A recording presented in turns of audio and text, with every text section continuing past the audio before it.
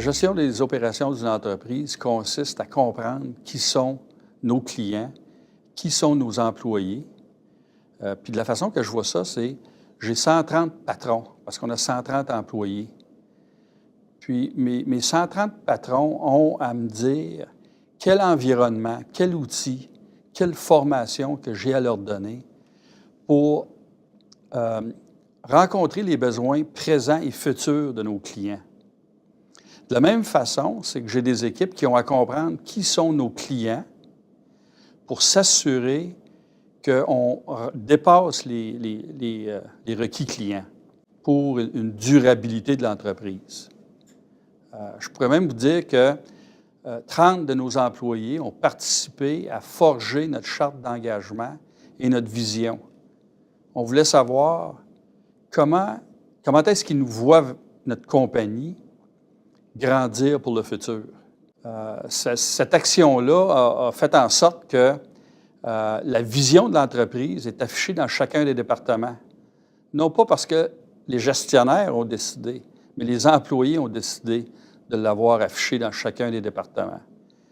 Alors, le plus que je peux améliorer la communication entre les opérateurs, les chefs d'équipe, les superviseurs et moi-même, le plus qu'on a un bon plan d'action qui va vraiment rencontrer les besoins clients. Évidemment, ça prend une bonne connaissance des besoins clients. Alors ça, il y a un travail aussi à faire autant à l'interne qu'à l'externe de l'entreprise pour bien comprendre qui on est et qui on veut servir. Pour moi, là, je porte une certaine valeur à l'éducation. Je suis un ingénieur, mais je ne suis pas devenu un leader parce que j'ai fait mon cours à la Polytechnique. Par contre, ce que je suis capable de reconnaître chez les immigrants et les non-immigrants, c'est qu'il y a des attributs chez l'être humain qui sont extrêmement intéressants, comme l'attitude, comme le leadership, comme le courage. J'ai un superviseur, moi, qui a une 6e année. Okay? Je suis un ingénieur, puis je ne comprends pas.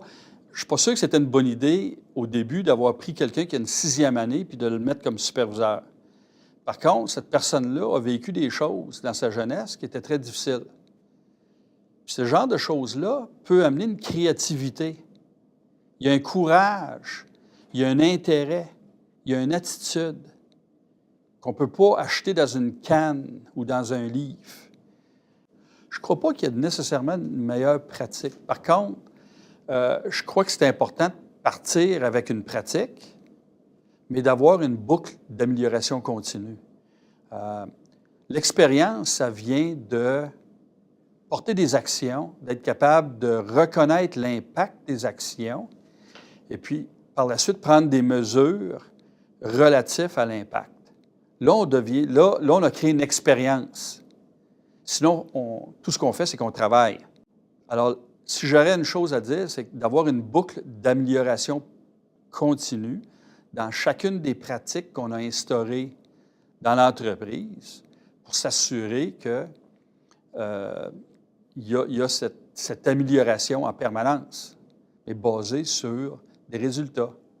Dans notre entreprise, on travaille avec des gens de différentes cultures. D'ailleurs, les gens viennent de 24 pays différents dans le monde. Ça amène une richesse. Ça peut aussi amener des problèmes de communication. Alors, la base, c'est de bien intégrer les gens dans notre entreprise, de bien leur expliquer notre mode de fonctionnement, bien leur expliquer le processus dans lequel ils vont avoir à travailler.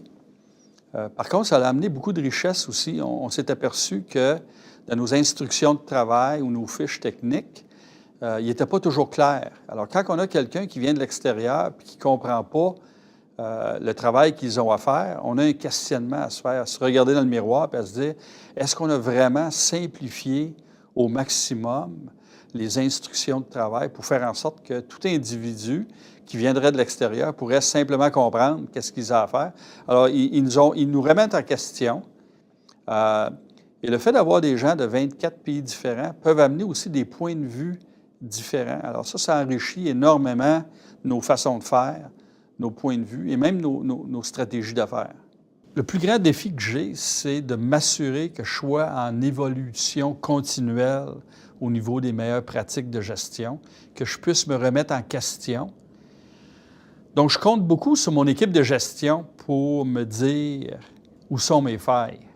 Étant donné qu'ils savent où je vais aller, des fois, je suis aveuglé au jour le jour. Alors, en ayant des gens qui puissent me guider, à me dire, puis me challenger, moi, ça m'aide à essayer de voir où je peux aller chercher l'aide extérieure pour changer mes comportements puis les optimiser. Ma responsabilité, ainsi que ceux de l'équipe de gestion et des employés, est d'être toujours à l'affût de ce qui se passe à l'extérieur de notre entreprise. Par exemple, on va faire du benchmarking avec les mêmes types d'entreprises que nous, aux États-Unis et en Europe. Donc, ça va nous donner beaucoup d'informations sur les tendances. L'autre approche qu'on a, c'est d'être proche des centres de recherche au Québec et à l'extérieur du Québec pour s'assurer que les nouvelles technologies ne soient pas des menaces, mais qui fassent partie intégrante de notre stratégie d'affaires pour rencontrer les besoins de nos clients pour le futur. Finalement, mon rôle, c'est de m'assurer que je donne l'environnement propice aux employés pour qu'ils puissent optimiser leur comportement et ainsi rencontrer et dépasser les attentes de nos clients.